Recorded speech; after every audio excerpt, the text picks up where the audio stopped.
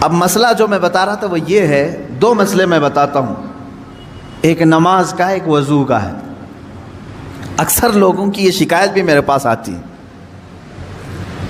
استنجا کر کے آئے، پیشاب کر کے باہر آئے، وضو کرنے کے لیے بیٹھے تو ایسا لگ رہا ہے کہ قطرہ ٹپک رہا ہے یا پیشاب کا قطرہ پھر سے نکل گیا۔ ایسے کئی لوگوں کو ہوتا ہے، پھر گئے وہ پھر دھو کر کے آئے، پھر لگا کہ نہیں پیشاب کا قطرہ نکل رہا ہے۔ یہ اطمینان نہیں ہوتا کچھ لوگوں کو۔ حالانکہ استنجا کریں آپ، پورا اس میں استبرا ہے، یعنی کھانس کر کے ہو یا اٹھ کر کے بیٹھ کر کے پیر کو موڑ کے کسی بھی طرح سے آخری قطرہ نکال دیں، یہ ٹھیک ہے۔ لیکن اس کے بعد آپ وضو کرنے کے لیے آئے تب یہ وسوسہ آ رہا ہے، پیشاب کا قطرہ نکلا، پیشاب کا قطرہ نکلا۔ اب کیا حکم کیا ہے آپ کے لیے؟ ایک نمبر 1 یہ وضو کا مسئلہ، اس کا بھی حکم میں بتاؤں۔ دوسرا مسئلہ سن لیں، نماز 4 رکعت ظہر کی پڑھنے کے لیے کھڑے تھے، یا 4 رکعت عصر یا عشاء کی، 2 رکعت پڑھے، تیسری رکعت میں کھڑے ہوئے تھے، اب شک ہونے لگا کہ دوسری ہے کہ تیسری ہے۔ تیسری میں کھڑے تھے، یہ شک ہونے لگا یہ چوتھی ہوگی کہ تیسری ہوگی۔ ایسا ہوتا ہے بہت سارے لوگ۔ نماز کا ایک مسئلہ یہ ہے، آپ وضو کا ہے، دونوں کا حکم کیا ہے اس سے میں آپ کو اپنی زندگی کے متعلق بتاؤں گا۔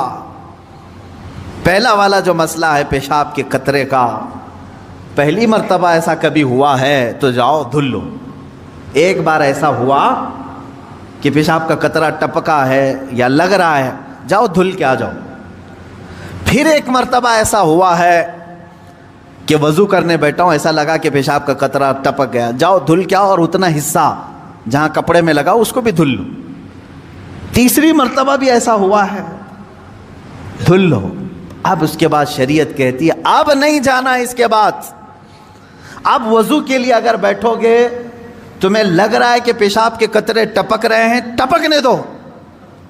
تم پانی لے لو ایک چلو میں اور اس جگہ پر چھڑک دو پانی وہاں پر اس کپڑے کے اوپر چھڑک دو۔ کیوں؟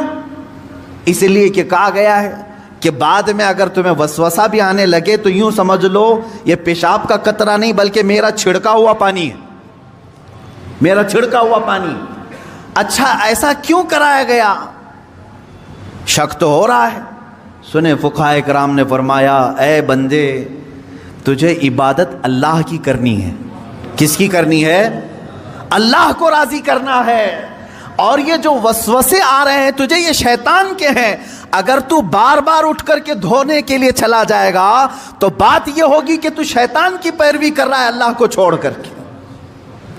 یہاں شریعت نے یہاں تک کہا کہ شیطان کی پیروی ہو جائے گی اگر کثرت سے تو کرنے لگ گیا۔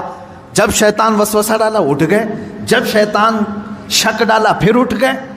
بار بار اگر خیال آ رہا ہے تو اس پر عمل کرنا جائز نہیں۔ پانی چھڑک لو اور کہو میں شیطان کی پیروی نہیں کروں گا، میرے مولا کی عبادت کروں گا۔ دوسرا مسئلہ نماز کا کہ جس میں اگر 3 میں 4 میں شک ہو، ایک بار ہو گیا تو چلو دوہرا لو، 2 بار ہو گیا تو چلو ٹھیک ہے، جتنا یقین ہے اس کے آگے کی رکعتیں پڑھ لو۔ اب اگر بار بار ایسا شک ہوتا ہے تو فرمایا گیا اپنی نماز ویسی ہی کمپلیٹ کرو، اس لیے کہ یہ شیطان تمہیں وسوسے ڈال رہا ہے۔ اگر تم اس کے وسوسوں کی طرف جاؤ گے تو یہاں ہوگا یہ کہ تم شیطان کی پیروی میں لگ گئے۔ حقیقت میں نماز تو رحمان کی عبادت ہے۔ آپ سمجھ رہے ہیں؟ یہ 2 مسئلوں سے میں تمہیں بتاؤں گا میرے عزیزو، پوری زندگی بھر شیطان اسی طرح سے کرتا ہے، تمہیں اپنے اصلی مقصد سے ڈائیورٹ کر کے کسی عام فضول چیز میں لگا دیتا ہے، فضول چیز میں لگا دیتا ہے۔ اسی لیے اب جیسے کسی نے اپنے پورے گھر کی فکر میں، اپنی جائیداد کی فکر میں پوری زندگی ختم کر دی، اسے معلوم ہی نہیں کتنے دن رہنے والا تھا، کتنی عمارتیں بنا رہا ہے، کتنی چھتیں قائم کرے گا۔ اے بندے تیری زندگی لمبی سے لمبی جاتی تو 70-80 سال کی، تو بنا ہی رہا ہے 30-40 سال کی عمر میں، بچے ہیں تیرے پاس 25-30 سال، ان 25-30 سالوں کے لیے تو نے اپنی پوری زندگی جھونک دی، صحت و طبیعت سب برباد کر ڈالی۔ لیکن جہاں 100 سال سونا ہے کہ 200 سال کہ 500 سال کہ 1000 سال، ہمیں معلوم نہیں قبرستان میں کتنا سونا ہے، وہاں کے لیے بندہ ایک رات کی بھی عبادت کرنے کو تیار نہیں، ایک تسبیح گھمانے کو بھی تیار نہیں، وہاں کی عمارت تیار کرنے کو بندہ تیار نہیں۔ یہ شیطان ڈائیورٹ کر چکا ہے تمہیں، تمہاری اصلی منزل تو وہ تھی، تمہیں لگا دیا کسی اور کام میں، تمہیں لگا دیا کسی اور کام میں۔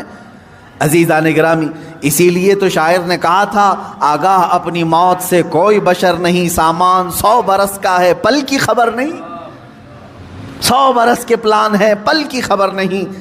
تو شیطان اس طرح سے جو ہر زندگی میں ڈائیورٹ کرتا ہے۔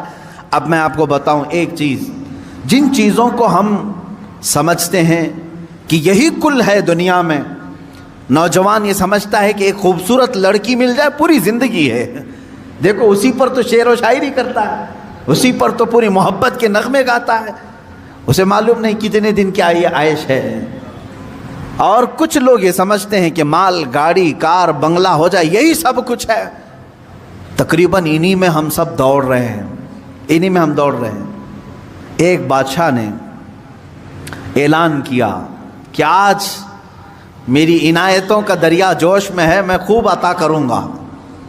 لوگوں کو بلایا، ایک کوئی بندہ ایسا آ جائے جس کے لیے میں کہتا ہوں اپنے ہاتھ میں ایک چھڑی لے لے، لکڑی لے لے، اور وہ زمین پر دائرہ کھینچتا جائے صبح فجر کے بعد۔ اب وہ دائرہ کھینچتا کھینچتا سورج کے ڈوبنے سے پہلے پہلے تک جتنا دائرہ کھینچ لے گا وہ پوری زمین اس کے نام پہ کر دوں گا۔ دن بھر میں آپ کتنے ایکڑ کھینچ لیں گے؟ اگر فری میں مل رہا ہے تو کون چھوڑے گا؟ دائرہ کھینچنے کے لیے کہا کہ جو لکیر سے سرکل بنا لے، جتنا بنا لے گا، لیکن ٹائم ہے سورج ڈوبنے سے پہلے پہلے تک۔ اس میں سے ایک وزیر یا ایک سپاہی آگے آیا اور اس نے اپنے ہاتھ میں چھڑی لے لی، بادشاہ سلامت مجھے اجازت دے دے۔ اور بادشاہ نے کہا کہ اگر سورج ڈوب گیا تو پھر ایک بالشت زمین بھی نہیں دی جائے گی، یعنی 1 فٹ زمین بھی نہیں دی جائے گی۔ ہاں، سورج ڈوبنے سے پہلے پہلے تک یہاں پر دائرہ مکمل کر۔ اب وہ نکلا چھڑی لے کر کے لکیر کھینچتے